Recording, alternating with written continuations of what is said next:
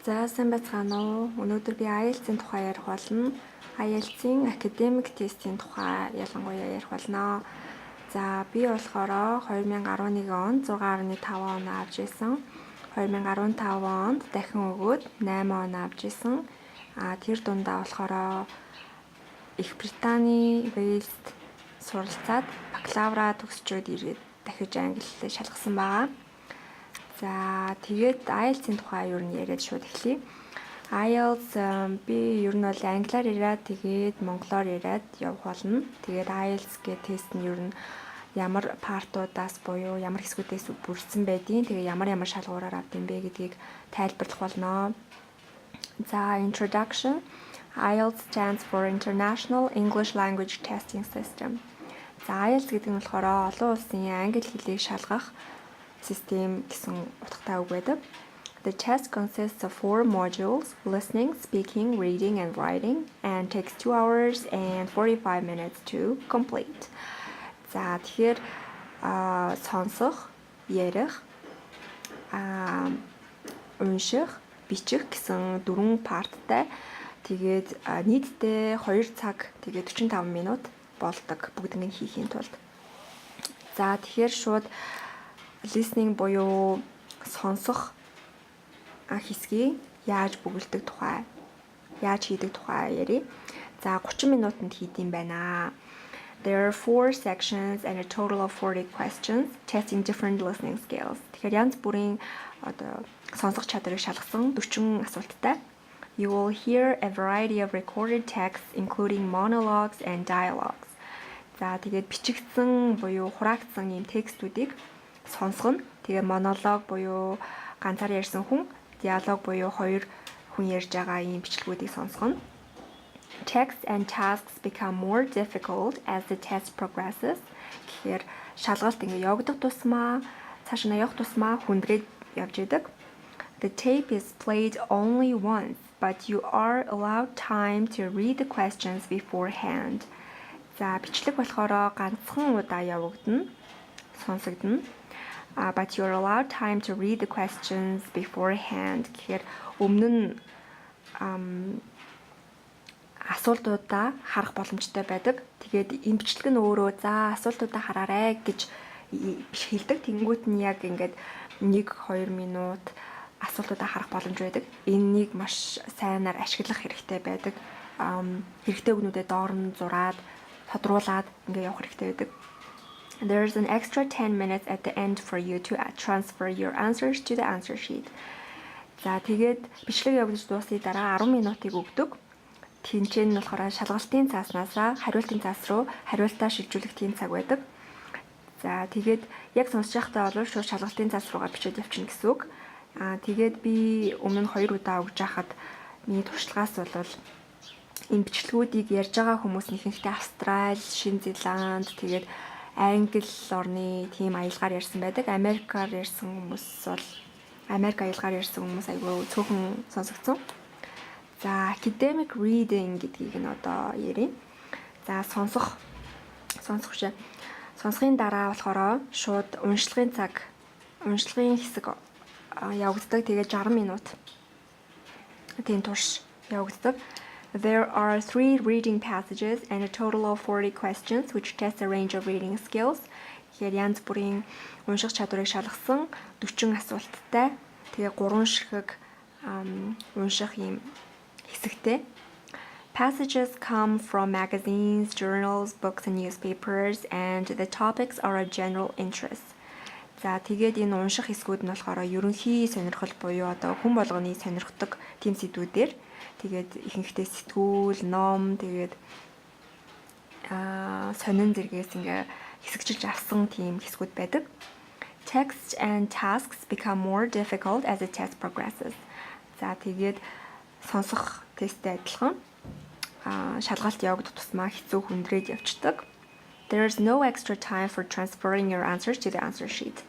За тэгээд нэмэлтээр цаг хугацаа өгдөггүй. Тийм болохоор шууд ер нь бол итгэлтэй болвол хариултын цаас руугаа шууд шилжүүлээд явцсан дээр итгэлгүй болвол бүгднийг ингээ хариулчаад тэгээд 10 минут ч юм уу үлдээгээд answer sheet рүүгээ буюу хариултын цаас руугаа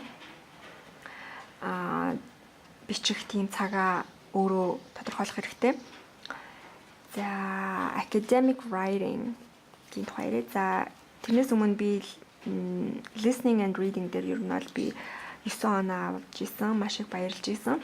Тэгээд хувьдаа бол listening reading хоёр бол харьцангуй гайгүй тестүүдийн нэг гэж би боддог.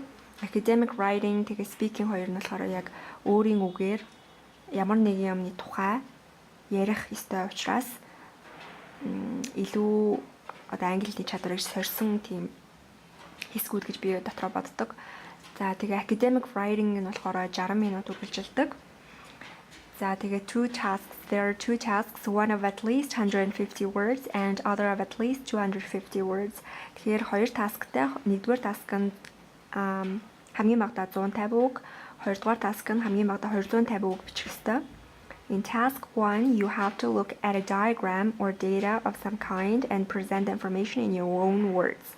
За task 1 дээр болохоор янз бүрийн диаграмууд, датанууд өгдөг. Тэгээд тэрийг өөрийнхөө үгээр энэ мэдээллийг бичих ёстой. In task 2, you have to discuss a current issue, present and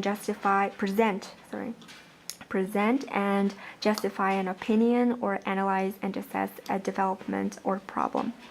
Тэгэхээр task 2-т нь болохоор янз бүрийн одоогийн байдлаар дэлхийд учирж байгаа асуудлын тухай одоо дэлгэрүүлж тавиад одоо янз бүрийн бодлууд одоо өнцгөөс харж анализ хийн.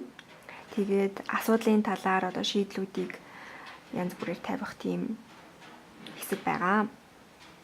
За тэгээд яг task 1, task 2-оо шууд өгчдөг. Тэгээд 60 минут өгчдөг. Тэгээд task 1 нэгээ ер нь 20 минутанд хийгээд task 2-оо 40 минутанд хийх хэрэгтэй байдаг. За speaking нь болохоор 11-ээс 14 минутын турш явагддаг. This interview between the candidate and an examiner has 3 main parts. За тэгэхээр чи нэг өрөө рүү ороод нэг шалгагчийн урд суугаад тэр шалгагчтай ярина гэсэн үг. Тэгээд энэ хэсэг дээр бол хамгийн гол нь хилээсээ гадна хамгийн гол нь өөртөө итгэлтэй, чанга тэгээд ер нь айгүй тийм сонирхолтой яривал өндөр оноо авдаг. In part 1, you are asked general questions about yourself, your home or family, your job or studies. За part 1 нь болохоор таныг ер нь чөлөөтэй байлгахын тулд өөрийнх нь тухай, за нэр, тэгээд хобби байж болно, гэр бүлийнхэн тухай, тэгээд юу сурдгөө эсвэл хаана ажилтгөө гэсэн тийм зүйлс асуудаг. In part 2, you are given a topic and allowed 1 minute to prepare. За part 2 нь болохоор зөвхөн өөрөө ярих хэсэг байгаа. Янз бүрийн юм сэдв өгнө, эсвэл асуулт өгнө. Тэрний тухай 1 минут бэлтгэх цаг өгдөг. Тэгээ харандаа цаас өгдөг. Тэнцэнийн гол идеа ярих одоо сэдвүүдээ бичсэн дээр санаануудаа тэгээд бичээд дуусны дараа 1 минутын дараа 1-2 минут асуултгүй ярих хэрэгтэй. Энэ үед шалгагч ер нь ямар ч асуудалгүй. Part 3 is a discussion of more abstract issues related to the topic and the task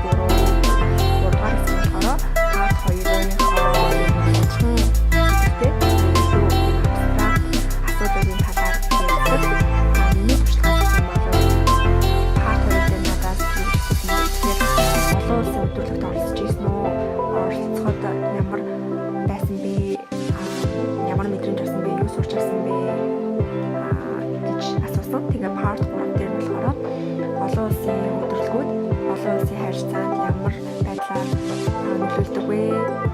Эерэг үр дүн нь юу вэ? Ямар